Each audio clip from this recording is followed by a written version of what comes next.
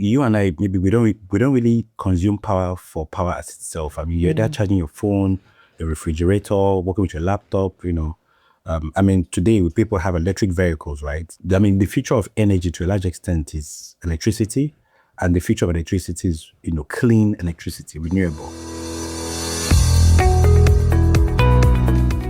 Hello, welcome to another episode of the Solar Roundtable Africa with me, Ceesolar, brought to you by Olon. And today, drum roll, I'm very excited because I've got two important people in the studio with me, and I'm super excited about the conversation that we're about to have. So starting off, I'm going to introduce the person to my left. I've got Chibueze Ekeh. He's the CEO of Ceesolar Energy.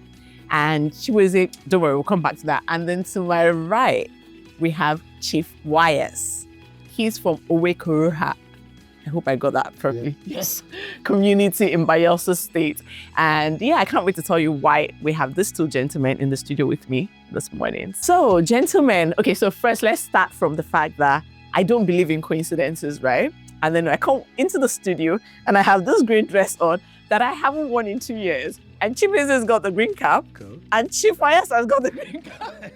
So this is a very patriotic episode that we're gonna have this morning, and we're just gonna talk about like the beautiful things happening in the renewable energy space in Nigeria. So let's kick the conversation off, right? Can you, Chibueze, you run one of the most industrious, I would put it that way, because I've worked with you, and you run one of the most industrious renewable energy companies in Nigeria. So tell us a little bit about Ceesolar and why. I'm really curious about why. Why did you go into renewable energy? Why Ceesolar? Why? What's your why? Thank you very much, Ceesolar. Good morning, everyone. It's a pleasure to be here. Like you rightly said, it's a coincidence, but maybe it's not a coincidence that we're all here adorned in green. One thing for sure is we're passionate about Nigeria. We're passionate about solving problems. One thing we know also is that, leadership is important in solving problems. And I think for us, we saw an opportunity to come into the renewable energy space to lead, to ensure that people, don't keep wondering when would they ever have power. Yeah. But just to, figure out from, all the innovation in the world today in terms of technology, how we can leverage distributed renewable energy resources to actually give people power, especially in the rural communities in the Niger Delta.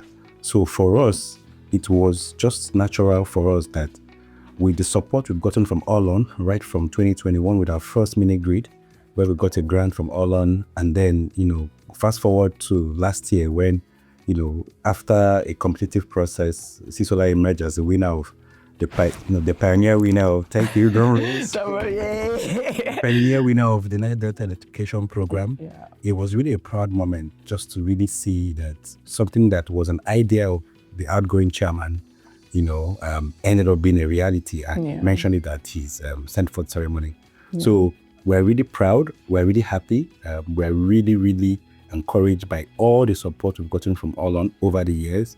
And I think most importantly, it's not really about me, it's about the team. Yeah. We have a very young, dynamic, passionate. Emphasis on young. Your team is young. Like when I was talking to them, I feel very old. I'm like, let me hide my gray hair. But yeah, I think it's really important. I mean, I'm sorry to cut you, but I was going to say that, that's one of the things that I'm excited about when I look at the whole renewable energy space. I find that it's a lot of young people, and that gives me hope, right? Because I'm thinking that, I like the fact that the younger generation understand that there's a problem and they're keen to be a part of solving it. And even you yourself, you're like, yeah, small boy, but we shall live. we shall live that, So it's very encouraging, And before I go to the next question that I have, just to talk a little bit about, the Niger Delta electrification project. It was an idea that the Olon board came up with a few years ago, and it's just thought, okay, you know what? How do we hasten this whole, let's give people light? And if anybody knows anything about Olon, why we're here is to make sure that the unserved and underserved communities in Nigeria, they have light, and so that's kind of like what gave birth to that idea that, let's see how we can work with companies like yours to make life different for people like Chibueze here. So that brings me to, talking to Chibueze, and I'm very happy. One of the things that we wanted to do was to find communities that, whether by virtue of the fact that it's hard to get to them, whether, the wahala plenty, whether it's water, you fly here, you jump here, you do road here, you climb water here, that kind of thing. So it was very exciting that, you came and said, oh, there's a community like Owe Koroha.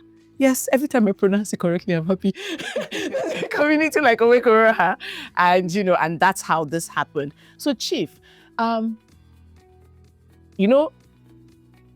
Bible says like there was no light, and then God said, let there be light, and there was light. So what was life like before the mini grid was built in your community, and what's life like now? Thank you very much for your question. I'm Chief Wayas from Owekura community in Southern Eastern local government area of Bayelsa State. And actually, when there was no light, we were in darkness. We are in darkness. There is the saying that he who brings light brings life. Yes. So actually, when the light was commissioned on October last year, Yeah. there is life. A living life there in the Owekura community as I speak to you now. Very good. So I should thank God, thank Alan, and Ceesolar. Yes, who the went man. there They went where no one dared to go. He went there to erect this light for Owekura community. And I speak to you, Owekura community, right now there is light every day and night. Woohoo. So we are very, very happy. In fact, we are happier than any other person in Bayelsa State. Because those that in the go through, Yeah. some people came down to see if actually trust is going on. Oh, wow. So it's surprising. We are the happiest. Awesome. And they always say that life, green represents life, right? So I think that's kind of like why we're all in green today. Because, seriously, it's about bringing life. So Chief, how many people are in your community? Do you have a rough idea of the number of people in that community?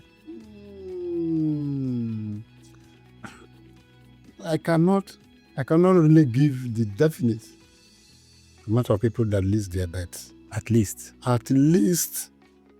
We have thousands of people there. Wow. Yes. We Wow. have thousands of people there. So what kind of things, just off the top of your head, what kind of things will you say you can see now that before, when there was no lights, you can't, So is it business? Have people started doing business? How are the children responding? How's education? How's your healthcare? Tell us about life there now. Oh, I can talk of so many things. Please, Biko, talk. Most especially students, they can read in the night.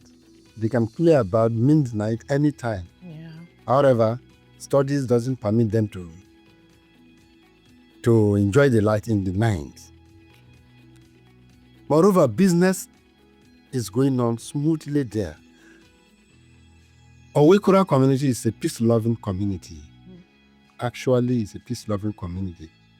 We don't want anything problem. And so the chiefs govern them like that. Now, apart from that, I've spoken about business too. We don't have cool water, minerals, beers. But right now, anytime you go to Owekura, we have cool, mineral, beers, this and that, water. We need to go and have it in Kinowe. So it's all helped by Ceesolar and Halom. Above that, our major work occupation there is farming. No. Now we farm plantain and cassava. And cassava we use cassava to produce gari. Yeah. Now that there is light in a place, so many machines of grinding the cassavas have been present there. Then, moreover, when the gari is being grounded, they produce it. They produce it right in the night. Wow. Some people can use the night to produce the gari throughout. So the advantage is great. Moreover, I can say there are people who has gone there to establish business, like this computer for the starting this and that. Oh, wow. Because of that light. So many people have gone there.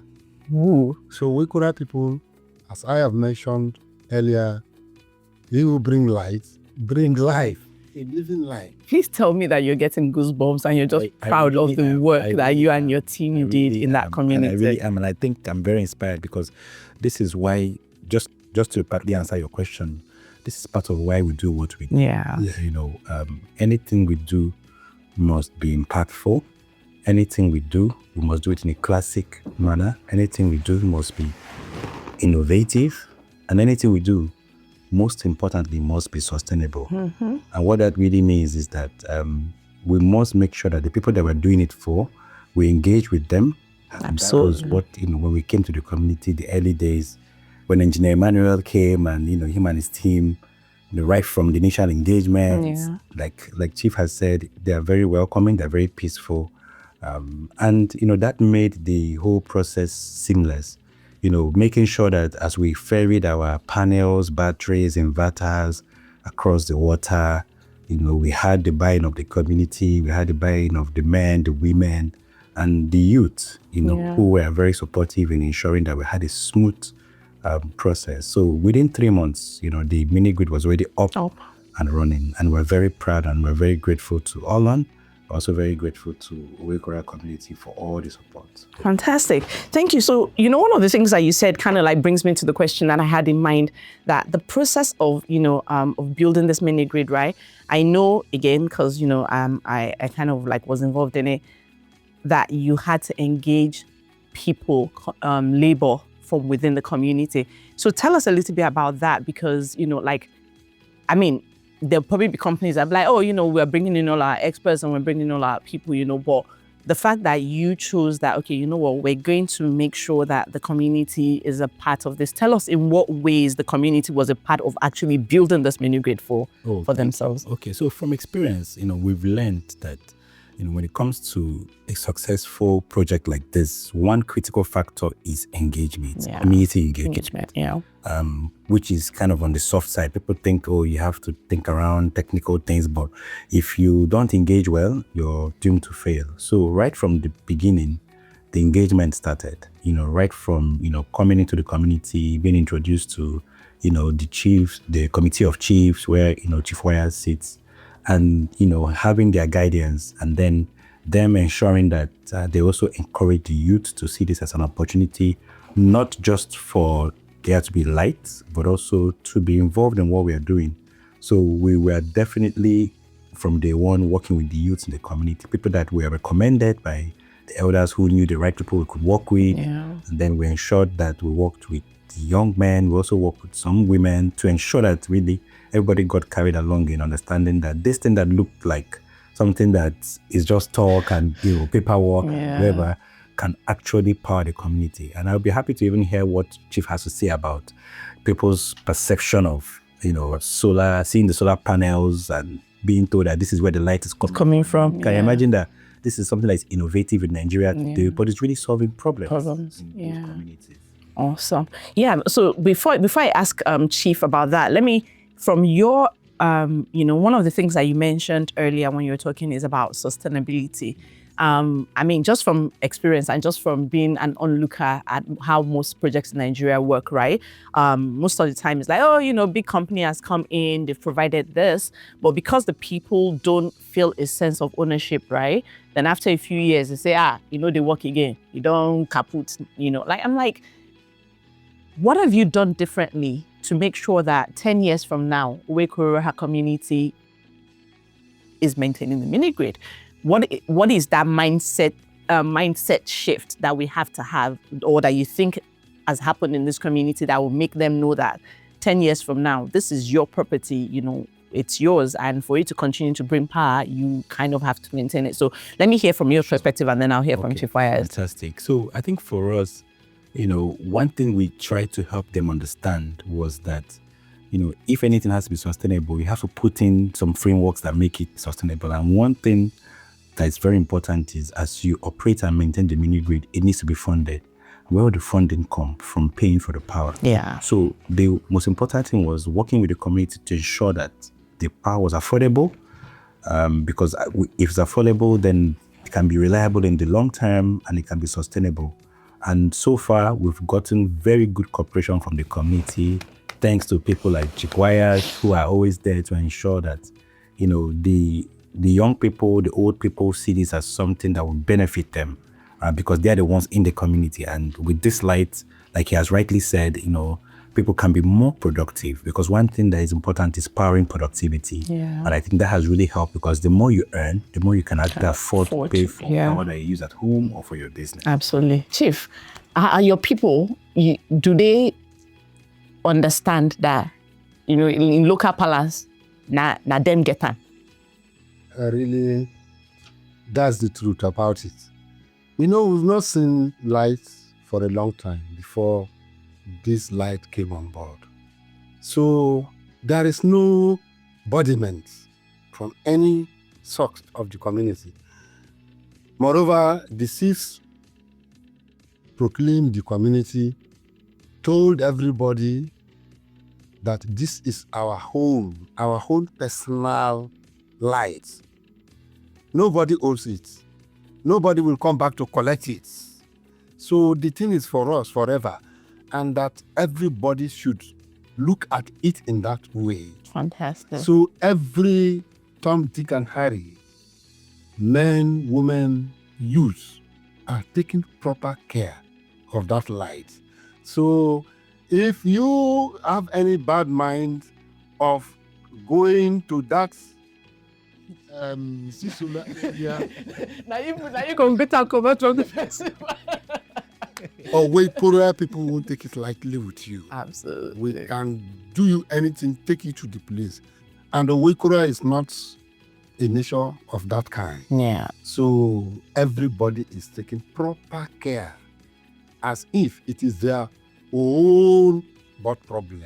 Fantastic. So there is no problem. Fantastic. I'm super excited and super happy to hear that.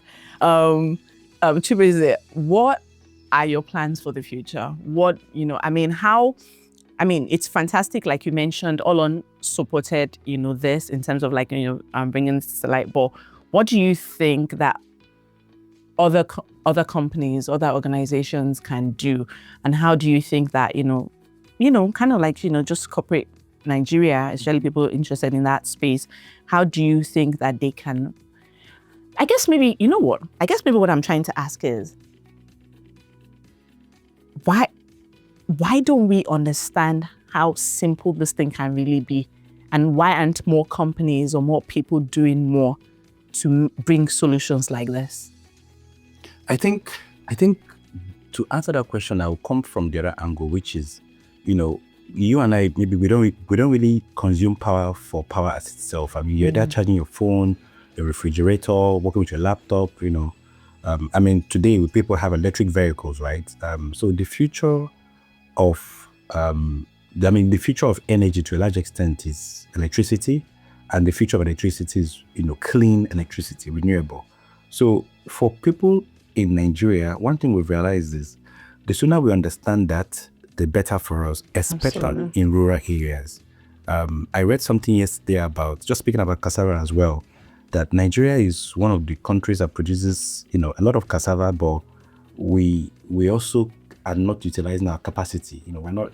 So all the I'm eating is not working. They pay something like, in a case, a lot of the wheat that we import with, cassava, kind of cassava flour can do the same. So there's a lot of potential in rural areas.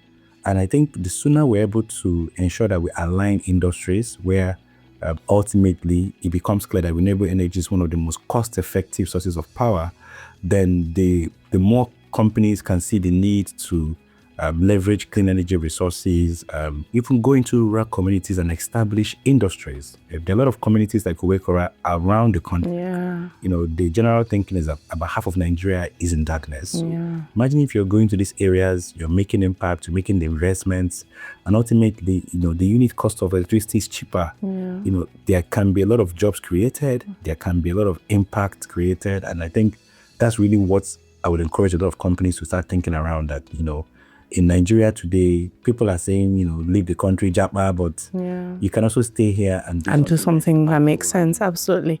I could talk to you guys forever, but I know Chief has a flight to catch. We cannot let him miss his flight. And you also you have a busy day ahead. But, I'm just excited that we've had a chance to have this conversation, because one of the reasons why we started this podcast at Olon is there's a lot of talk about numbers. And if you notice, this is not about the money side of things. It's just about how life and how you can change life. Just a small drop here can change thousands of lives, and we're super excited that we've got a chance here today to just celebrate, Owekoroha community, represented by Chief YS, and just celebrate how life has changed for the people in that community.